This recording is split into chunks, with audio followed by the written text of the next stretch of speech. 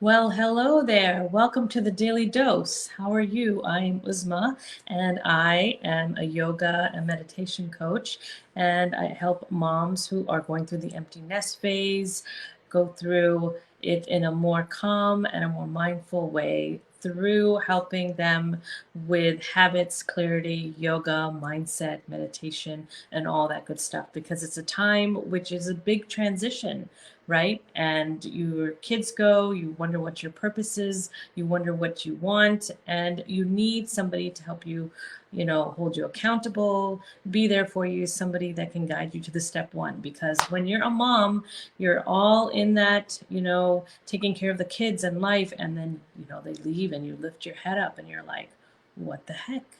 Where am I? What do I love? What do I want to do? Who am I?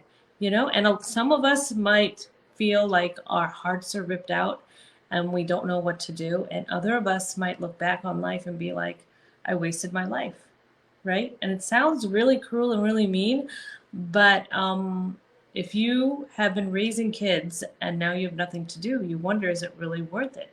Was it really worth it?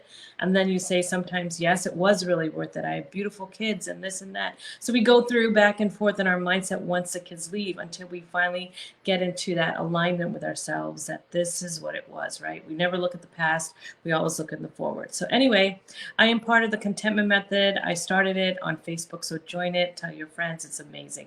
We do yoga, we talk and everything else. So today's my hat day, which probably tells you that it's not a hair day. Hat day means hair day.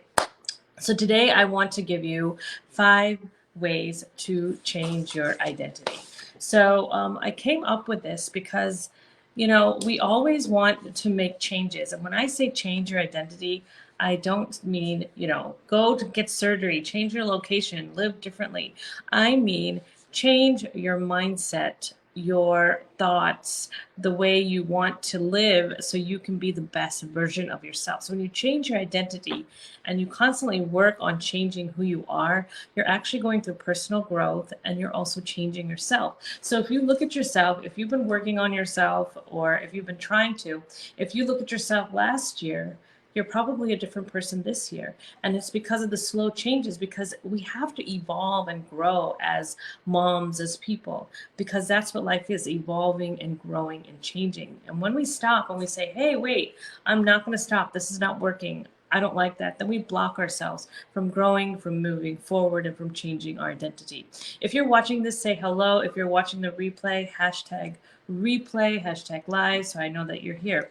So when you change your identity, it also means to change, things that you do, like your habits, the way you live, how you think. So one of the things that you have to know in step one is that it's not going to be easy, right? We always think we're going to change, we're going to do it. And we get this overwhelming excitement feeling inside of us where we're like, okay, we're going to do this. It's going to work out and I'm going to do it. And we just hype ourselves up too much. And we don't think of the struggles and the downfalls. And then when we get to that struggling part, then we give up and we say we failed, we can't do it. We don't see how far we've come and we don't try to tweak and adjust. So you have to remember, you have to tweak and adjust to get to your final destination because what you think in your head might not be the way it's going to be. There might be a block. So say like, you want to run a marathon and you know, you don't realize how at the end when people are going to go finish line, it's so hard, their legs hurt, they're sweating and this and that. So you have to imagine yourself, that there is going to be hard times. So when you're at the finish line and about to go, or you're on mile, I don't know, 15, and you're just like, oh my gosh, I can't do this, you've already thought about it. So when you're in mile 15, you know that this is something that was a block for me and I'm going to push through it, right? So you have to actually imagine your struggles. Don't only imagine and think about all the good stuff that's going to happen when you run the marathon or how you're going to do it. I'm going to put on my new shoes. I'm going to put on my workout clothes. I'm going to run. It's going to be great. Think about the small steps you're going to take and think about the struggles too. And know that it's not going to be easy because you might sign up to run a marathon and then somebody in the family might get sick or you might not be able to go to it. Then you don't say, I give up. I'm never going to run. This is a waste of my time. You say, okay, this came in the way. The next marathon I will run, right? Because I have, this friend, actually, I'll tell you a story. And she was telling me about how she was trying to lose weight, and she was trying and trying to lose weight. And she was doing really well. She was doing very, very well, very, very well, losing the weight, cutting out the sugar, exercising. And then all of a sudden, she just stopped. She doesn't know why she stopped. It wasn't kids, it wasn't holidays, everything. She was just like, I'm just done. I just feel like stopping. So she paused and she ate a little bit and she gained weight. And then, I guess a couple months after, she's like, I got to do this again. And she started up again. And now she's very successful in her weight loss and she feels really good. And I said to her, I'm so proud of you for continuing. She said, I just needed that pause. So, when you want to do something and you want to move forward and change your identity, if you have to pause to feel aligned, you don't have to be like, I've given up, I stopped, I failed. You didn't fail. It's just a pause in your journey. It's constantly moving forward. When we stop, when we move back, when we stop, when we start over, that's when it never works out. We have the same goals, the same everything. So it's really about just moving forward. Number 2 is be authentic, believing in you, right? Because if you don't believe in yourself, then nobody else will believe in you. And you won't be able to be strong enough to reach your goal. Because imagine that, you want to clean your whole house and you want to be clutter free. And everyone's like, oh, you've said that so many times, you'll never do it. Why are you even starting it?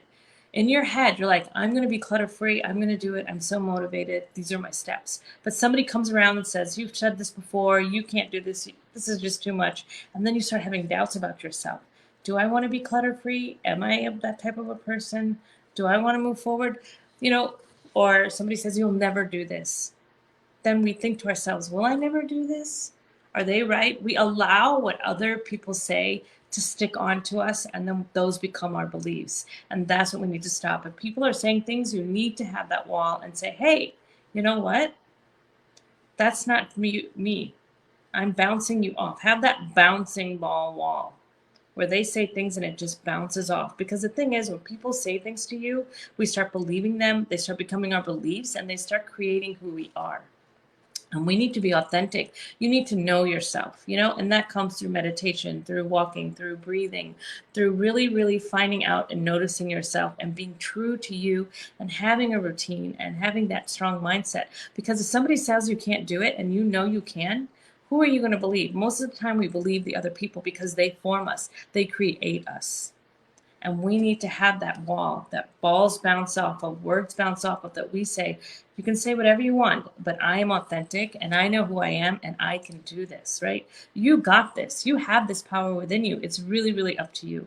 Number 3 is pausing and checking in. We are living in this rat race where we go from laundry to cleaning to work to doctors to driving to parties to, trying to start our own business to taking care of kids, to flying out of town to see them, to they visiting, to cooking, that we're just constantly, a lot of times we think that, the kids are going to go off and it's going to stop, we're going to slow down. But we're so used to that rat race and going that we don't slow down. Even though we have all this time and we can get organized, have a routine, change ourselves and really improve, we're just in that mode that we forget that if we pause and if we just stop and just close our eyes, like you can do that right now, take your hands on your chest, close your eyes and take a deep breath in and let it out. Relax in your shoulders. And let's do that again. Take a deep breath in and relax. Letting it out. That feels really good. Softening the shoulders, softening your jaw. One more time. Take a deep breath in and let out anything that doesn't serve you. Relaxing the shoulders, relaxing the eyes, relaxing the chest. Just sit here for a moment.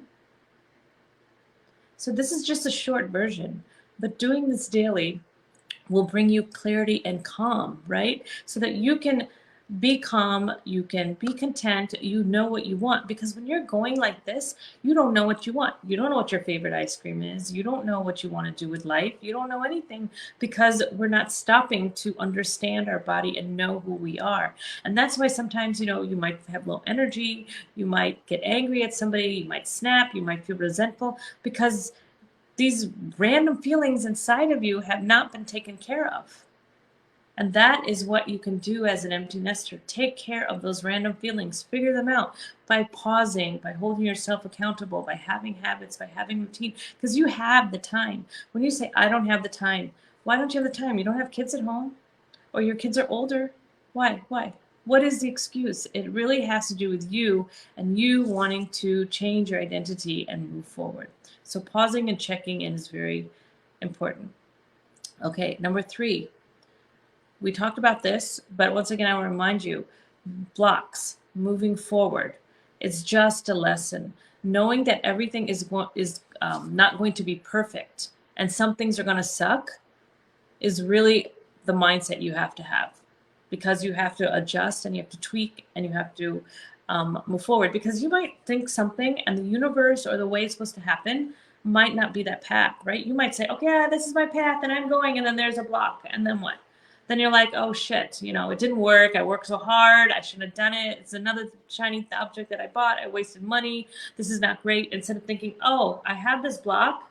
Let me just back up and see what was the reason that I had this block. Okay, so this didn't work and this didn't work. So let me just go around this and continue on my journey, right?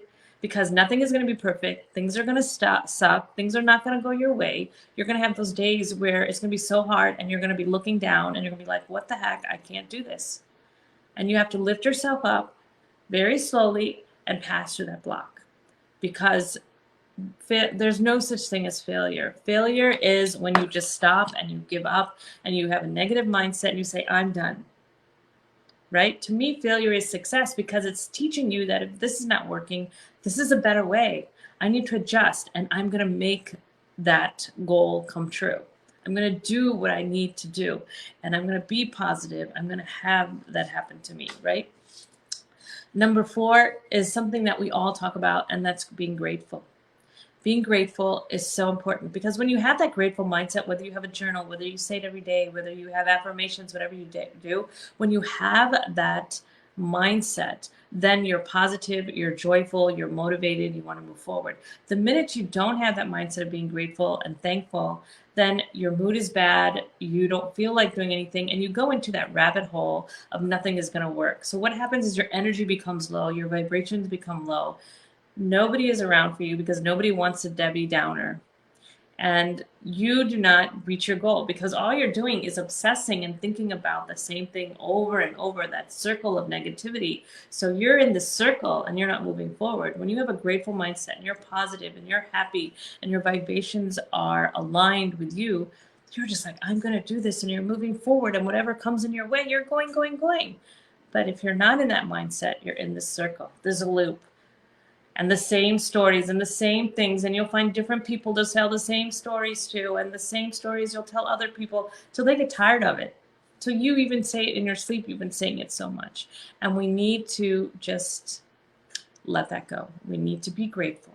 And if it's really hard for you to say what you're grateful for, really starting a grateful journal and getting it from here on your paper is really important. So 5 ways to change your identity is to know it's going to be hard, number 1. Number 2, be authentic with yourself. Number 3, pause. Number 4, be grateful. And number 5, moving forward is, something you need to do. Push through the blocks, because it's going to suck. It's going to be hard, but you can do it. So those are 5 ways that you can start your changing your identity, changing your mindset, moving forward and taking action. Let me know which one you're going to try, which one you like. And thank you so much for watching. This is Uzma from the Contentment Method. I will post my Empty Nester Unleashed program on the bottom, along with my yoga program, so that you guys can see what I'm all about, and my Contentment Method link. Please, sharing is caring. If you like this, if you are a mom who is just finally lifting your head up or needs accountability or support from other women, we have a beautiful group. I would love to share the experience. You can hop on a call, and this was amazing. Until the next Daily Dose, take care. Bye-bye.